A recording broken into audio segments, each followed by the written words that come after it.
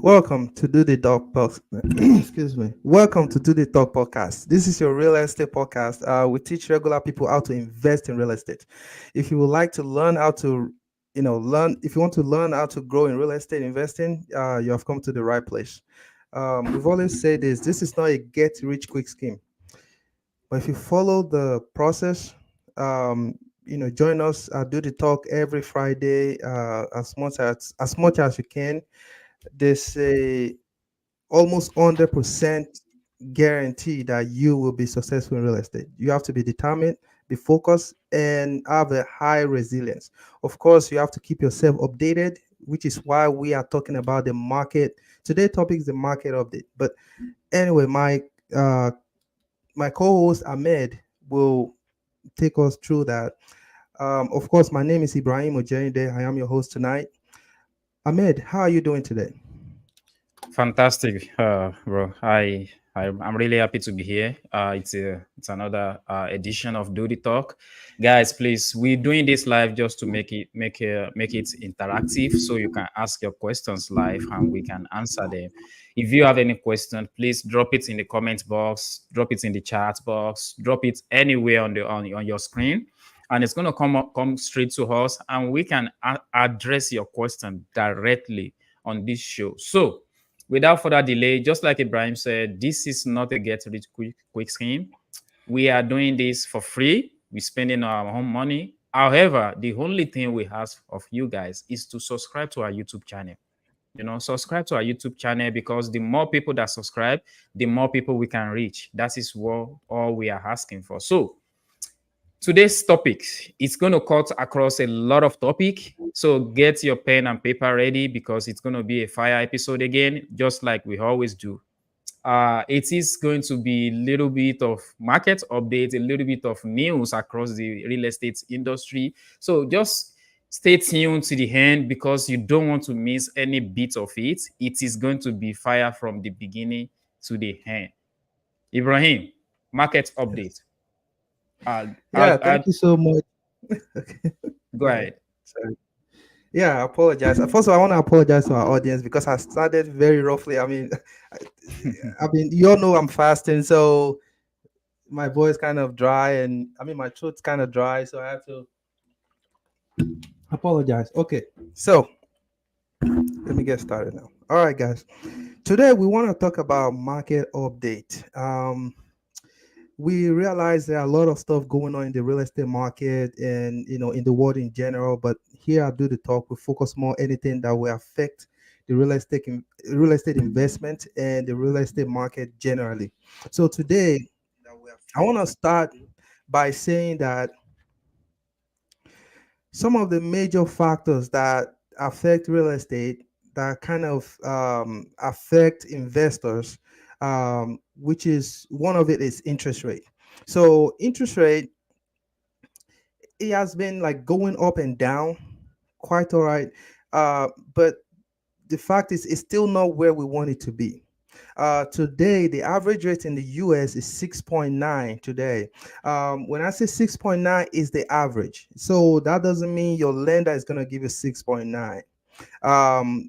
It's possible that your lender may actually, you know, pre-approve you for 7.25 or 7.5. In fact, it is possible that a lender will give you 7.875, depending on your credit score and your credit profile and your your down payment, depending on how huge is your down payment and your credit history. So that said, because of that, the market has been kind of like not as booming the way we want it to be. But most of the time, when we have this kind of issue, a lot of people speculate that okay, the market, is gonna crash, or this gonna happen, or that's gonna happen. But the reason why we don't see a lot of shift in the market, it's because the demand and the supplies is still kind of like balancing itself. What do I mean by that? I mean, we all know America run a capitalist system, which is demand and supply. So if there's a lot of demand, the price of that goods or commodities will go up. So what we are seeing is that the US has already been short of housing. Like I think 3 point something million. The number keep changing every 6 months or every here and there it changes, but till today there are still a lot of shortage of housing, and because a lot of people bought their property when the interest rate was very low, they see no reason to sell their property, because if they sell they will get into high interest rate. So because of that, there are few properties on the market, and those that want to buy property via investment or for just regular primary resident, they having hard time to get, it's like you don't have too many properties to to choose from. You have enough but not excess, versus what happened in 2008 crash, where there are a lot of properties, nobody wants to buy it. This is not what we are seeing. We are seeing, in fact, there are some situation where you see a property today by today Friday, tomorrow Saturday evening the property is pending. So because of that, it kind of keep balance the value of properties. I'm not saying we don't see any kind of depreciation in some areas. Of course, real estate is local, so depending on where you are living and how the market is doing where you are residing, but we are seeing a balance, compared to what we have gone through from 2019, 2021, and 2022, and actually 23 that we just um, departed from. Real estate has been keeping up more than anything else, more than the stock market, bond, mutual fund and all that. Those are coming up as well. That's also a good news. The stock market, everything's coming up. However, real estate have been proven to be a very dependable and reliable source of investment. Now, what is the pain? I mean, with all this, I've painted everything that real estate is sustainable and everything. However, there are some pain in this market. What are the pains? The pains are, it's hard to find a a property that will be great for a long-term investment. Now, I'm not saying you cannot find property that won't be good for a real estate investment. I'm saying long-term investment. What I mean, a long-term leasing. Sorry, I'm so sorry. Long-term leasing. What I mean by that is you get a property and you want to lease it out to an individual to stay there for 5, 6, 7 years like a normal lease. Um, what we are seeing is that the cash flow is being crunched like very, the margin is very narrowed, like you barely get cash flow when you take out the repair, the maintenance, the taxes and everything. It's very little compared to what it used to be, just because the interest rate is still high. So when you look at that, it's hard for a lot of people to get into normal leasing. But we've always said this on Do the Top podcast. There's always a way out. You just have to look for that way. You have to talk to people that know how to do it. So, what am I saying here? I'm saying there are other ways that you can still make money in this market. So, what is the new method? We've talked about this before, but we want to, I'm going to go back to it again. People are getting into other creative ways to make money in this market. We've talked about temporary housing. We've talked about middle term leasing. We've talked about short term as well.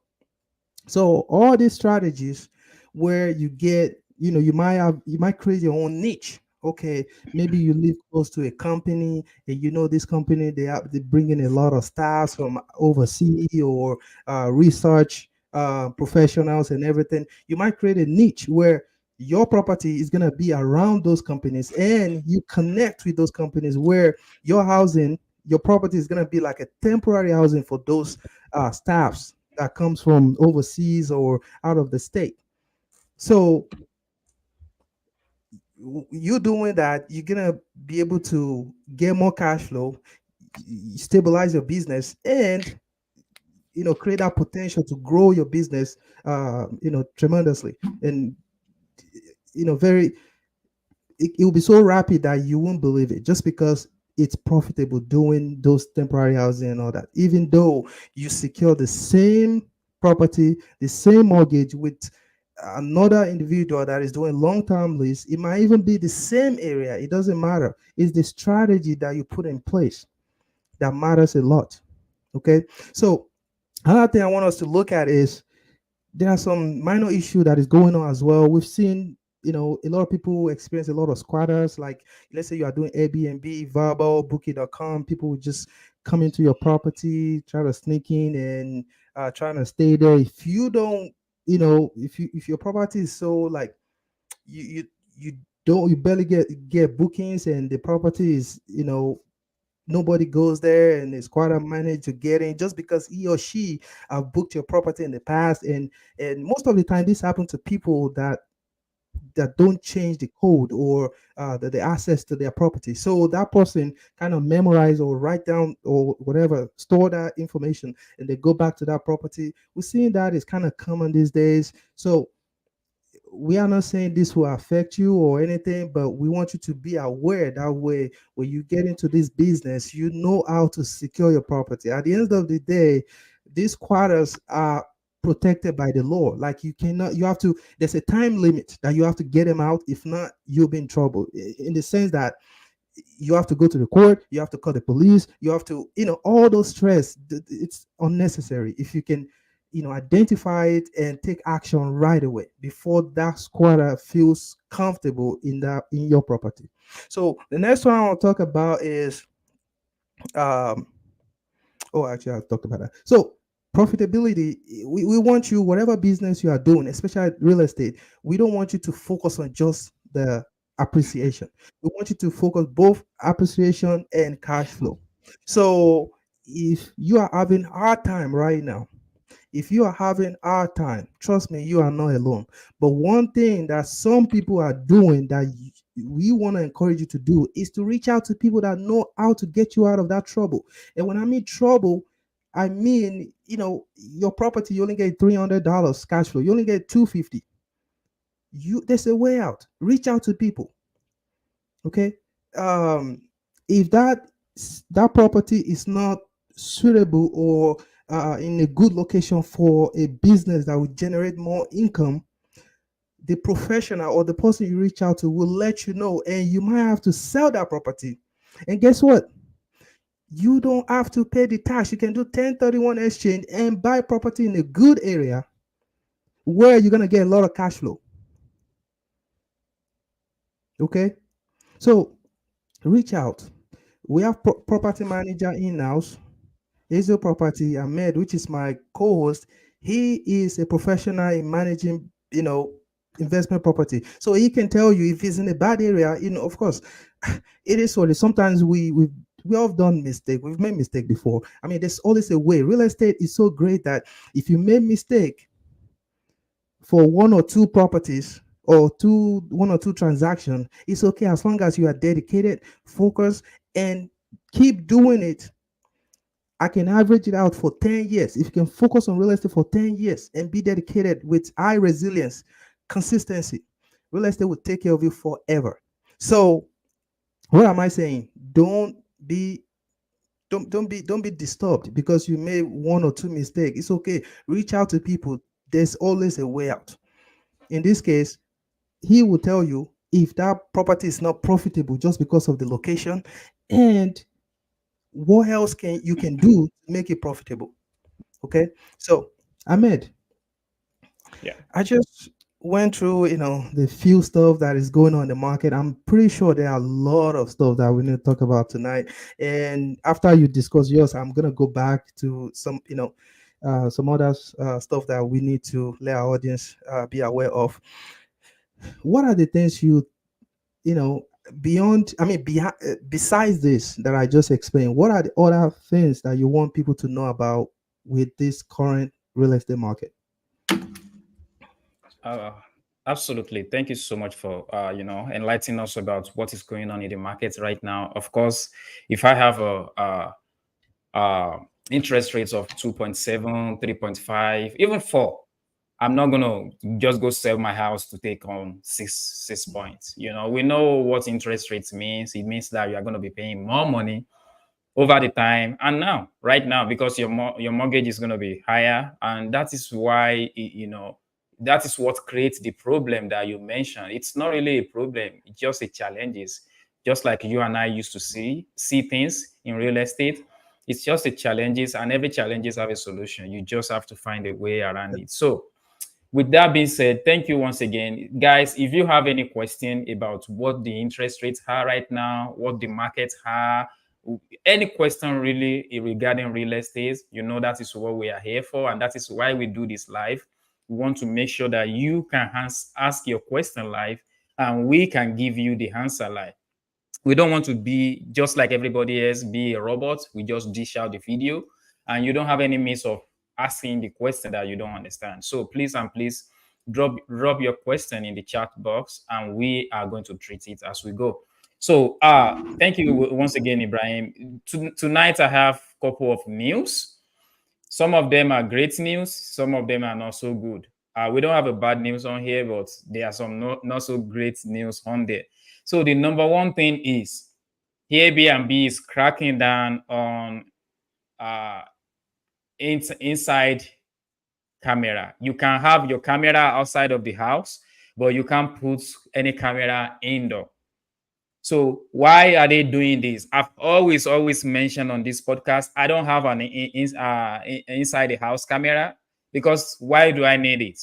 Some people will say, okay, I want to be able to monitor who is in my house. Why do I rent my house to someone I cannot trust with my property? So there's no reason to put a camera indoors, in my own opinion. That is just my own opinion. Everybody have liberty to their opinion, right? But now it is now official on Airbnb. It's making national news, and these are things that you can lose your listing for if you do it, or anybody reports you for it. I have people that travel that use my houses that brought their own cameras. That's fine. They have the app on their phone. They can monitor what is going on. That is them. It is their privacy. That is them for. It is for them to do, not for me to do it. I'm doing the outside camera just because I can monitor who is coming in, who is going out, if anything happens, just so I have some kind of footage to present to the law enforcement officers. But that is not even to monitor the people. I don't even check the camera unless something critical happened that I have to go back and rewatch and all that. I get the notification on my phone, but I still don't check it because that is more or less you are monitoring the people that are going in and out of your property. So basically, Airbnb cracked down on that. I think there's a lot of reports that are going in and out, and they feel like, okay, it's high time they ban it. So it's something that if you have an internal camera right now, you want to make sure you remove them. I don't care what your reasons are. It's not just, it doesn't worth you losing your listing. It doesn't worth you losing the income that comes in for you. It just doesn't worth it.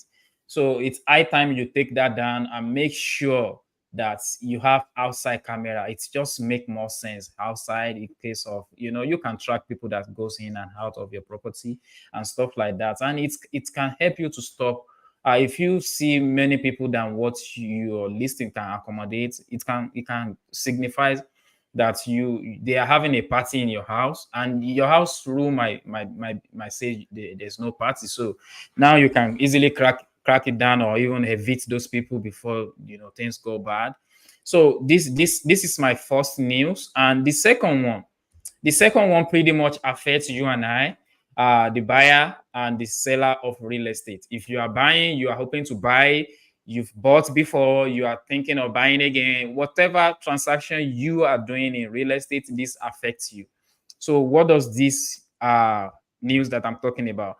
It's about the settlement that the NAR just agreed to this week.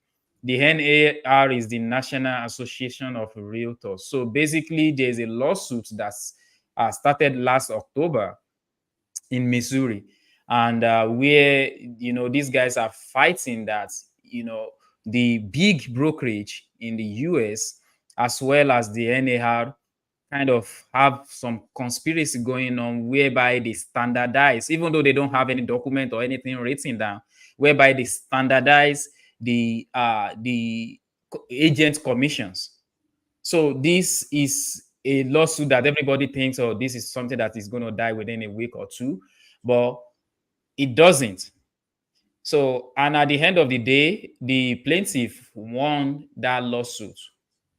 So that's kind of trigger a lot of copycats around the country as we speak. As at last Friday, we have around 20 lawsuits from different states where they want to, they want to get these are billions of dollars lawsuit. So instead of NAR to let this drag and keep going and then spending money on attorneys and stuff like that, they decided to settle out of court. And the settlement is around, I believe we're speaking about this, it's 419 million, around $419 million. What does this mean to you and I? So I've been saying all these things and it might look like a jargons.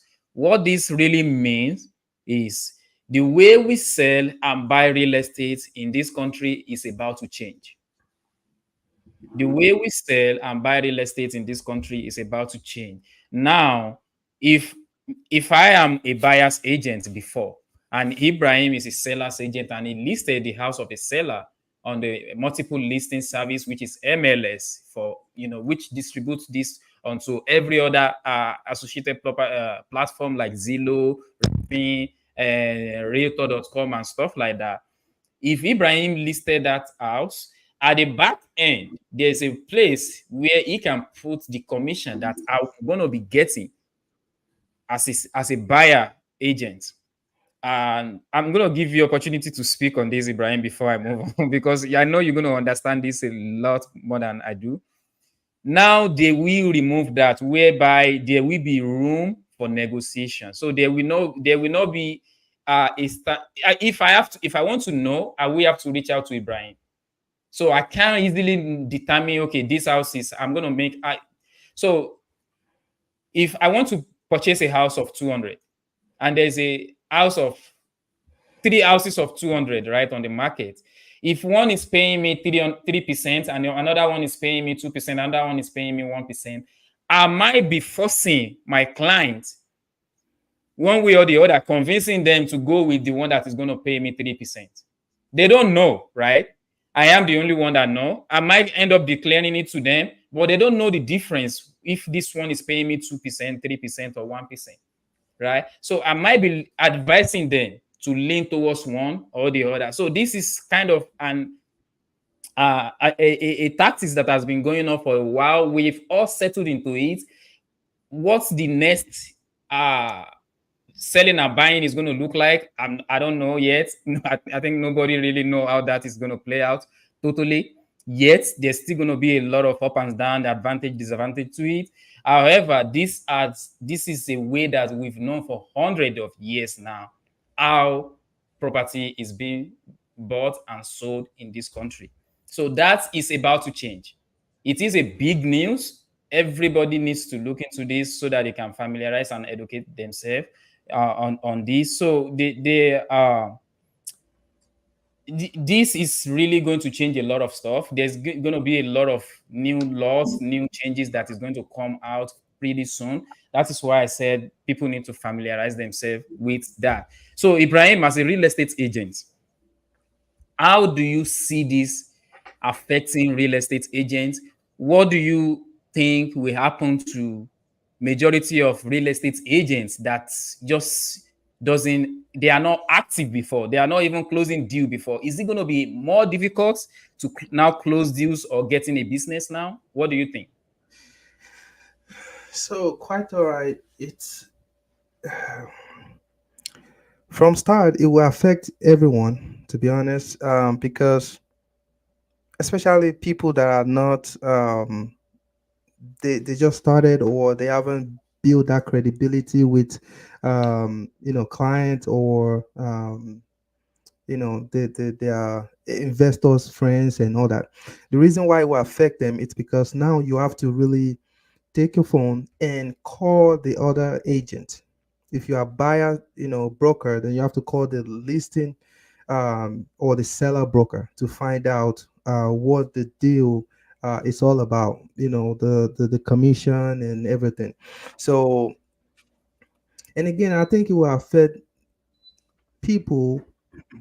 The people that will affect the most are people that they are not so good with good in negotiation, and also they are not so good in, do you know how do I say this? I'm not trying to use an offensive word, but have you observed that there are some people, they try to stay away from direct communication, like they try to go through email, and so in this market, the way they are trying this settlement, it's going to affect more of people that they rather go to the email and text people or email people, or so the people that will benefit the most are people that are confident, people that they have no problem talking on the phone, like have no problem negotiating with the other party.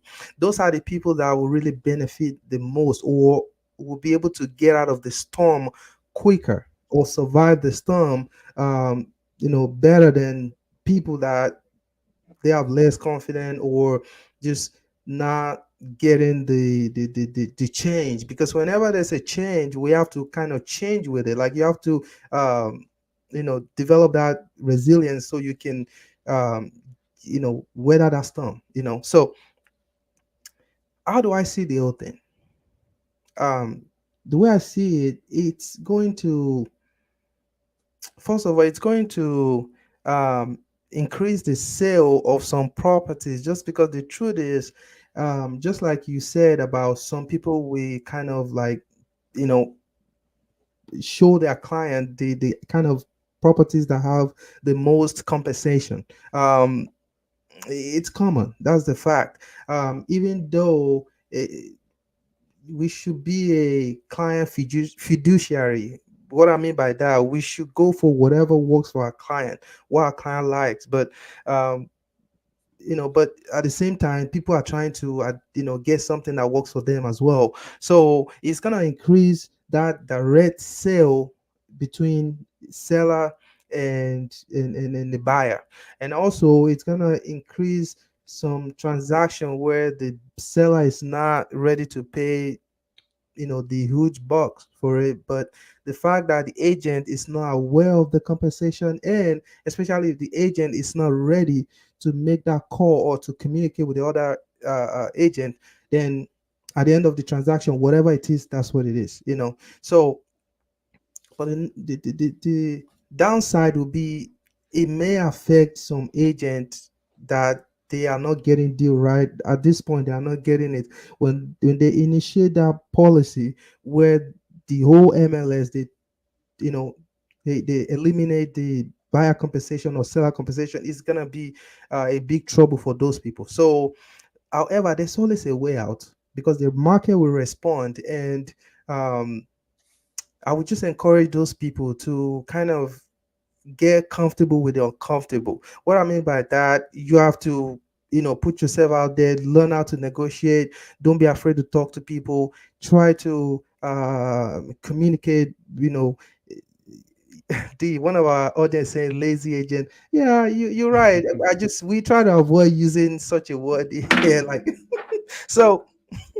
Anyway, so people that are not so comfortable, that I'm trying to watch my word out, so I kept saying comfortable, comfortable. But we have more energy than each other. The way we act, the way we talk, everything, it's more of energy. So some people don't have that enough energy. They would rather use that energy on something else. But in this case, the way it's going, you have to be very responsive. You have to be able to communicate, and just be a fighter. You being a fighter, being hungry, you are gonna get deals.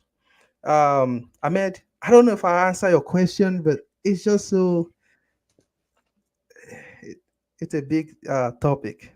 Yeah, absolutely. Like I said, we are all still speculating. We don't know what will be the end result of this. Of Yeah, course, like nobody you knows. said, when changes comes, there will be a lot of other moving pieces. So you need to be able to be adaptable, you need to be flexible, and you need to be, you see, when things like that happen, when storm comes like this, a big storm, the power is going to shift. The power is going to shift from people to the other people. Now it is your opportunity to open your eyes, open your ears, learn from others, and be creative with your thinking.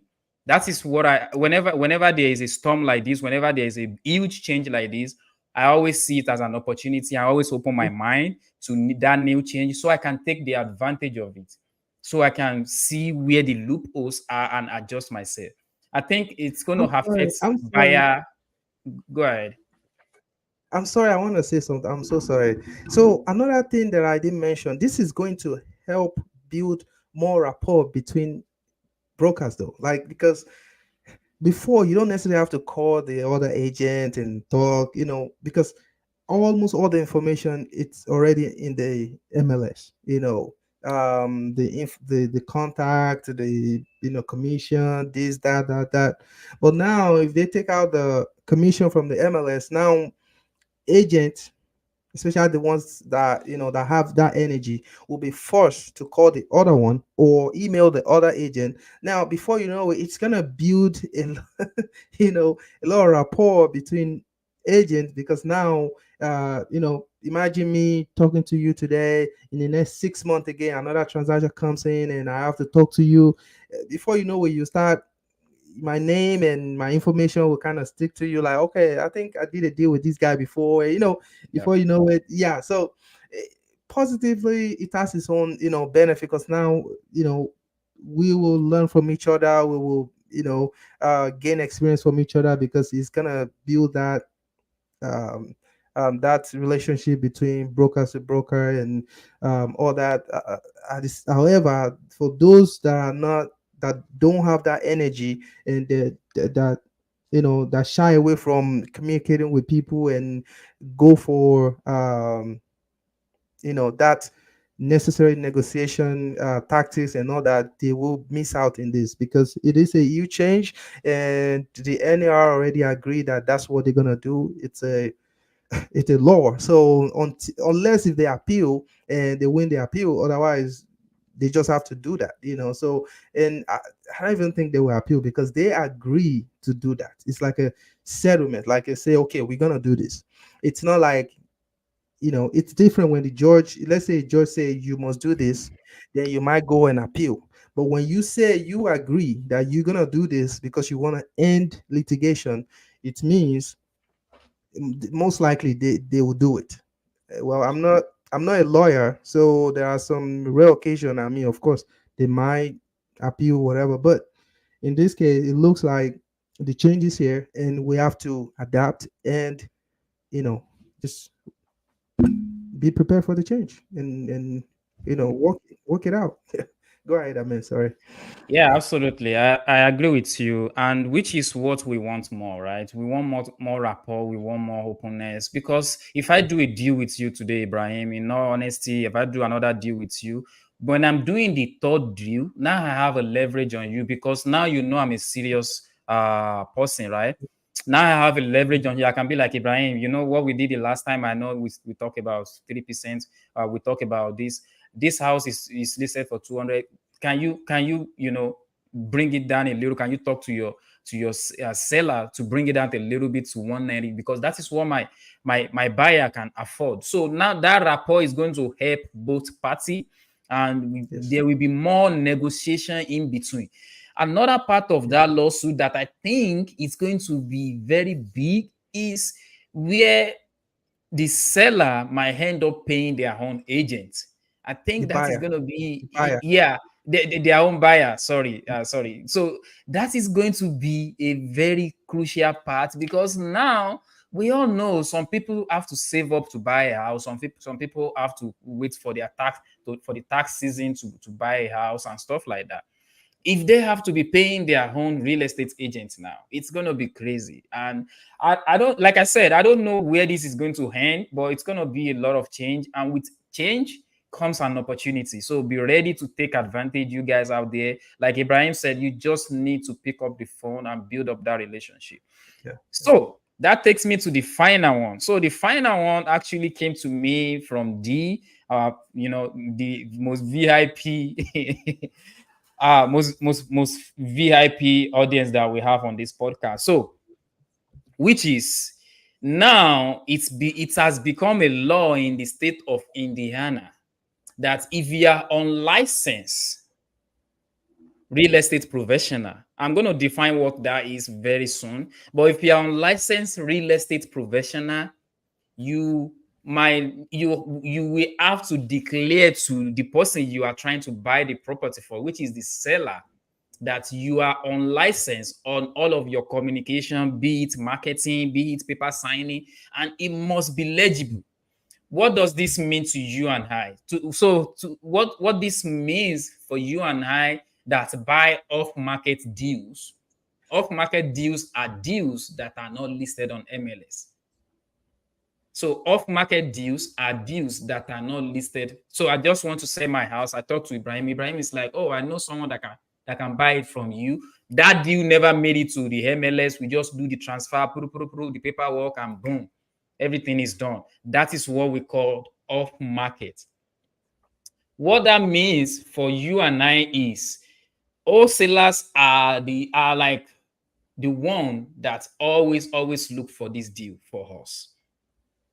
And now they are now compulsoring it for wholesalers to get a real estate license, which is not compulsory before in the past. So what that means is everybody probably needs to get their license, or they must state clearly on all their marketing materials, which include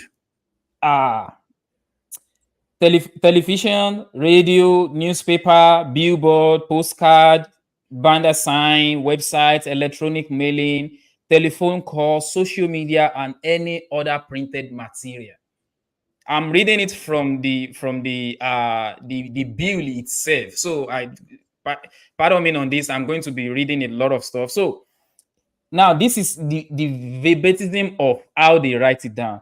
It is now a deceptive act for an unlicensed real estate solicitor to solicit the sale or purchase of real estate without the disclosure required under IC 32-21-16.5-4.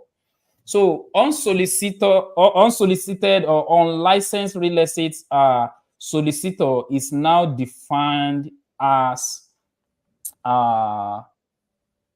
refer to a person that does not have a valid real estate license under the IC 2534-.1-3. So anybody that doesn't have a real estate license, now, if you want to solicit to buy anybody's other person's house, you must declare it that you are not licensed. Which means, so this is like good and not so good. I already talked about the not so good for the real estate agent, but it is still a good news because you just have to be on your A game. But this is a good one for them because now they already have the license.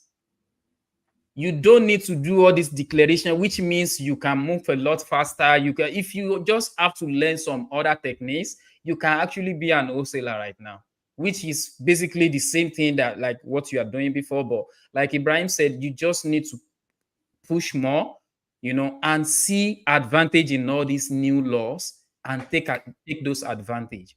So this is a very big one that come to my notice this week as well. And another big part of the bill is that even if a buyer gets under you manage to get a buyer under contract, they still have 2 days to get out. Do you know how many sellers get cold feet after they sign the contract? 90% of them have a second thought. Oh, I already signed the contract. Maybe I can get more. So that means people cannot get out of the contract even 48 hours after they sign it, which means a lot of contracts are going to be falling through in this kind of law. Like I said, my opinion, I want to reserve my opinion, but Ibrahim, what do you think about this bill? Yes, first I want to go back to the NAR settlement. You mentioned something about the buyer's agent will, so the buyer might have to pay their agent, which is correct. But I believe the market will correct that. I believe the market will adjust to like respond, and depending on how things are going, it might not be suitable or might not be a thing that every seller will adopt. The reason I said that is because um, some seller will get away with it. Let's say it's a good deal, it's a beautiful house, well treated, well maintained, good neighborhood, everything. But for the most part, some seller will have hard time if the property is not you know exceptional, and the buyer have other options, and because the custom is already strong. The tradition, we in Indiana, it's like a no, almost a no that a buyer is paying for their broker, This is a new compensation. law, though.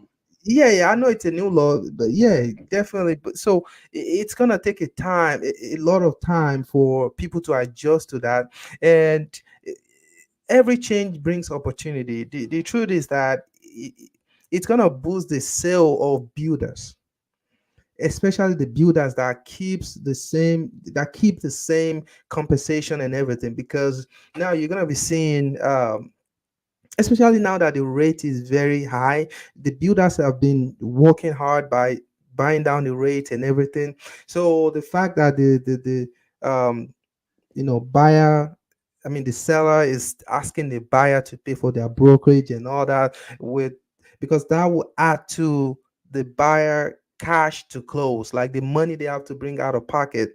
And that's individual realize that if he realizes that if he or she goes to the builder, he or she will pay less, and it's just gonna sway people to the new construction. That's one of the benefit, or what might end up be the norm then.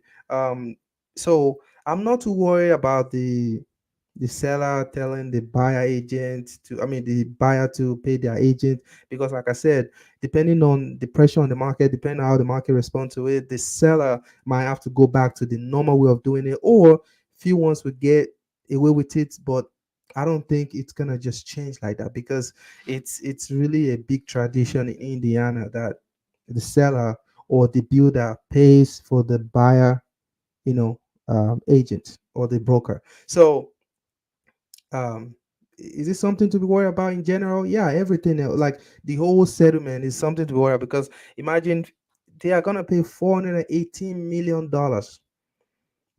So it's that alone is telling us that they know that, yeah, the sellers, association of sellers, they have point, because the truth is, when brokers are able to seek compensation and all that, it might sway some people from going to another, sway them from a particular property because the property is not offering enough compensation. That's a fact. But the way it is, it's also going to affect, it's going to change the market. So I should just say that, I should put it that way. So agents, we need to work more and see how we can, adapt to the change, and still be productive, because it's every change comes with opportunity. Eh, as long as you know how to negotiate, you are not afraid to talk to people, you are responsive, how to communicate with the seller. If it's like a direct transaction with the seller, you know how to talk, you should be, we're all gonna be fine. I won't let that, honestly.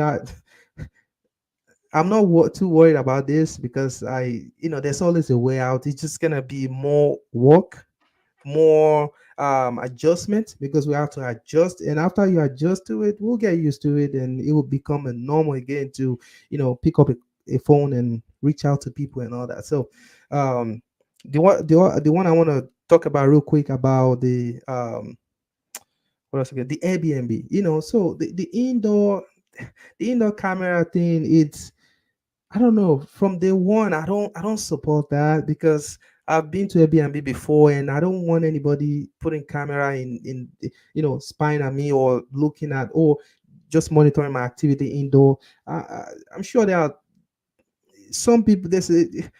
Arguably some people have points by putting camera there because I've experienced a guest came to one of my property and they tie like a black plastic bag over the smoke detector because they want to smoke and do even the camera outside. They taped the camera outside because I don't have any indoor cameras, but they taped all the camera outside and they just I think the one at the back they twisted it to the side where you won't see that they are trying to uh I think then they threw a party and they were doing barbecue at the back and at the deck, and they didn't want me to see it and all that. So guests can be can be careless sometimes. They can be reckless sometimes, but at the same time, I don't think it's worth it to put camera indoor. It's better you just put it outdoor so you can just have some footage in case something happen, because the liability you putting camera inside the house is way greater you know than the benefit, you know because yeah, you don't want to get sued and all that, in privacy thing and everything, especially if it involves gender. Maybe the person is a male, you are female, or the person is a female, you are male. So I will encourage everyone to stay out of that. Just put it outdoor and you should be fine, and get a proper insurance.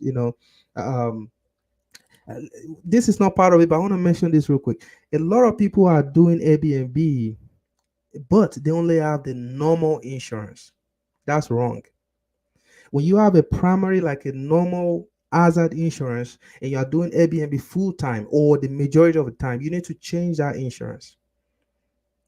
Now, there is no a particular insurance for Airbnb. It's kind of hard. A lot of them will tell you, "Oh, we don't have anything for Airbnb." I'm not saying it's not. There will be company out there that will do it. It's just that it's not really something that is common. However, my advice today is to get a landlord insurance. A landlord insurance is way better than the normal insurance when you do Airbnb full time. Now, would there be any situation where the insurance is saying, no, you told us this is landlord policy, but this person is saying your house for 3 days and he, caused the fire and everything? It's possible, but there's a high chance you get something with landlord insurance than primary resident, because now they come to your house. What happened? Oh, James caused the fire. Okay, but your name is John. What happened? Why? Who is James? We don't know James. So it makes it look like, okay, so what are you doing? You've not been declaring what you are doing. So you're running a transaction or a business in the house, but they are not aware of it. They believe it's a primary resident, not investment property. So I would rather change it to an investment property for now, until I can find a policy that really covers Airbnb, Vrbo, and Booking.com, or temporary housing. I'm pretty sure with temporary housing, you will be fine with a landlord policy because they stay there for like 6 months, 9 months, 3 months. That would be fine. But with Airbnb, you might have to get more policy. But for the meantime, or in the meantime, get the landlord policy instead of the regular primary resident policy. Ahmed, Yeah. So you didn't even answer my question. what's your question? I'm so sorry. I skipped it. Okay. Yeah, you actually go way back to the beginning. So my question is really regarding the unlicensed solicitation of Oh, yeah, buying yeah, and selling yeah. of real estate. Yeah. I know this is going to bring a lot of opportunity to real estate agents. So I was just checking, what do you think with that one? Oh, okay, okay, okay. Okay. So what's gonna happen is that some homeowners will be forced to go to like people that have license, because now they will be aware of this, especially the ones that are aware. They'll be aware of this ruling, and they will realize, oh, okay, so do I really need to go to someone who have a license? Because they might just attack anyone, like, do you have a license, or do you have this? But at the same time, it's gonna positively, it's gonna help the wholesaling market. You know why? The people that are ready to fight, the people that have high resilience, the people that are consistent, committed, they will get the license because it is not special to get that license. You just have to study and do the exam. Now it's gonna flush out the people that are not really committed, people that are not in the business because of passion, because they really want to help people. They are just there to try to raise money and everything. People that are really there because they love what they do, they will go to the next level by getting their license, and they won't have problem with this. You know, at the which is gonna positively, it's gonna help them to get more deals because now they have that negotiating skills already. They know how to reach out. Now they have the license. It's gonna boost their credibility, and those people are gonna be killing the deals because now you have few people. I don't. Maybe I shouldn't use the word few, but let's say 50%. I mean, sorry, 50 people are wholesalers normally.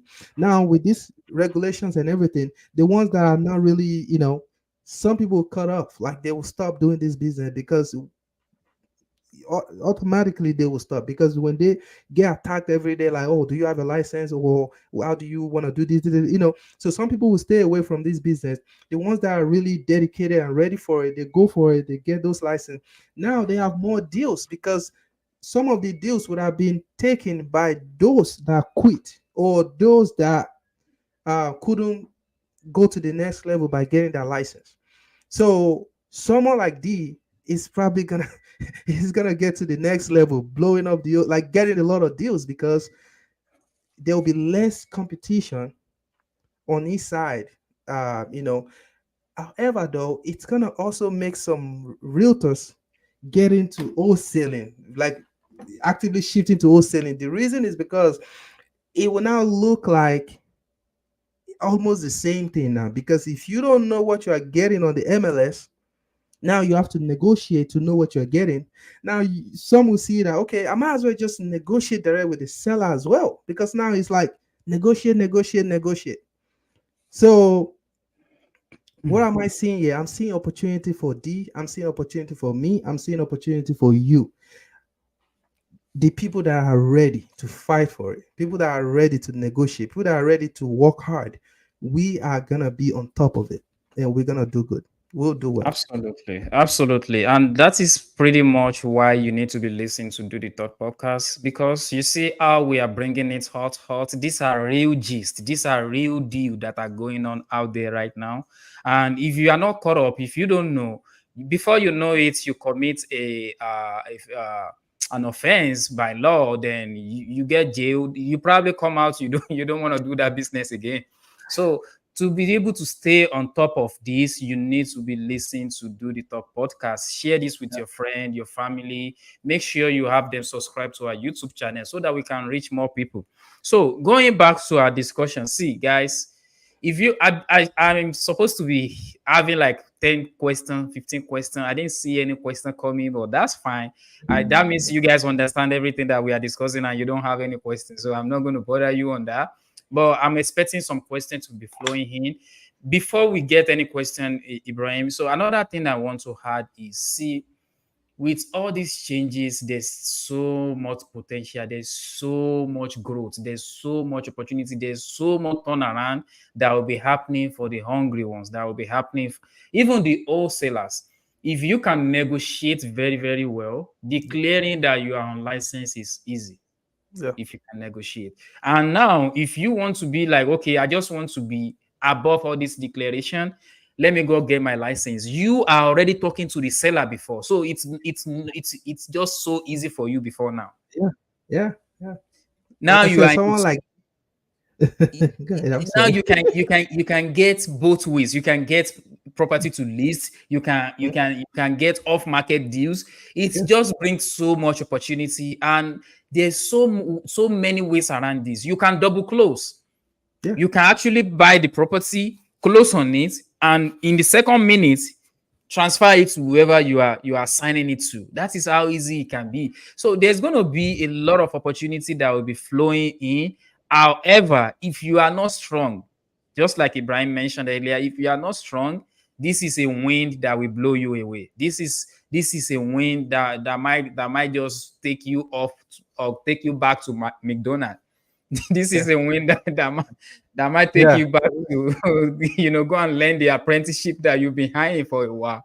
So you need Yeah. to be strong with this kind of all these regulations that are coming around. You need to be really, really grounded and be passionate and be ready to go. You want to say something, Brian? Yeah, quickly. So, Mr. Sakala asks, what is the order the rate is going to go down? So, the truth is, the Federal Reserve, which is the body that is controlling the rate, they have, they came out, they were saying the rate is going to come down, but it's like this rate, everyone knows it's affecting the economy, the business, especially the real estate and other sector.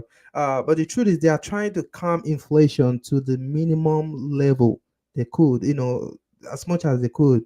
Of course, politically, this is also part of the problem why the interest rate is higher right now, just because the Republican, they are using that as, oh, inflation, inflation, inflation, and there's no other way. The major way, one of the major ways, because there's always different ways, but one of the major ways to calm inflation is to increase the interest rate.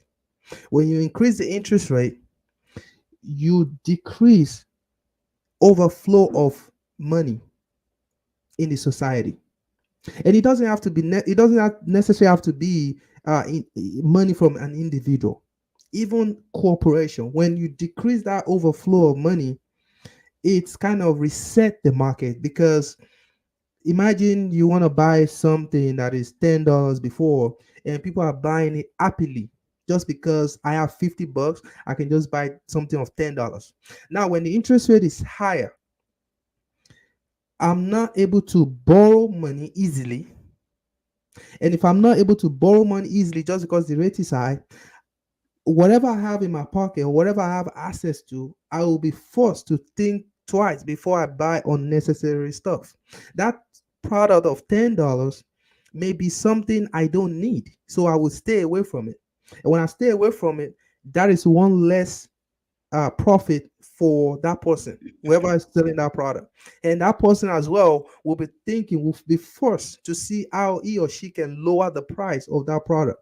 If it's not, some things it's just hard to lower it, it's gonna be normal, they can leave it like that. However, the fact that it's staying longer on the shelf, that person may be forced to do sales and all that, so that will keep products, it will keep the price to stay stagnant for a lot of time, if not make it go down. And so increasing the interest rate is a way to control that overflow of currency and all that, which is so. What am I saying here? I'm saying they will definitely lower the interest rate when they feel like the inflation is at where they want it to be.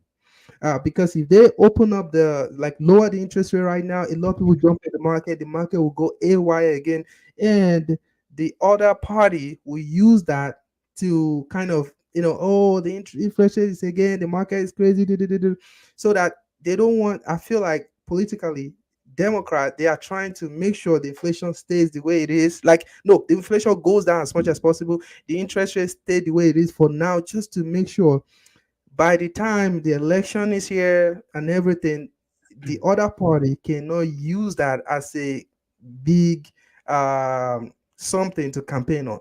Okay, after the election or very close to the election, where they cannot really use it as against them, I believe they're gonna lower the interest rate. If not, it will be after the election. But they know that the interest rate is high right now, and they know that if they lower it, people will feel better. They're just gonna do like a gradual. That way, it won't cause another kind of trouble that it will affect the current government. So that's my opinion about it. Absolutely, you are right. So while you are talking, I kind of Google when the interest rate is at the highest in history, and that is 1981. The interest rate back then was an average of 18.63. Yeah. Average of 18.63. and that is crazy, right? So what I want to point out with that fact is look back at the people that bought houses in 1981 now. How do they look? They look like genius. Yeah. They look like the aliens that knows the future, right? Mhm. If they are so scared and stop and they don't buy houses back then, they're probably not going to be reaping the fruits, the seed they planted back then. They're probably not going to be reaping it now. What am I Yeah. saying is, you don't I don't care what the interest rates are. Grab whatever you can, because in the next 10, 15 years, you're going to look like a genius. You're gonna look like you are the best person on the planet at that point, because house will go up and down, but it will trend upward always. I will tell you that it has been in the history. So I will advise, if you are listening to us, that is because you're probably interested in real estate right now. I would say, just, I'm not saying ignore the real estate rate. That's not what I'm saying, but don't let that one scares you out. Even if the house doesn't look like it's going to cash flow right now, bro, talk to someone that can help. That is what Ibrahim opened the floor with today. Talk to real estate agents, talk to property manager, talk to people that can actually point you at, okay, maybe there's something you are not thinking, and they can actually tell you, you know what?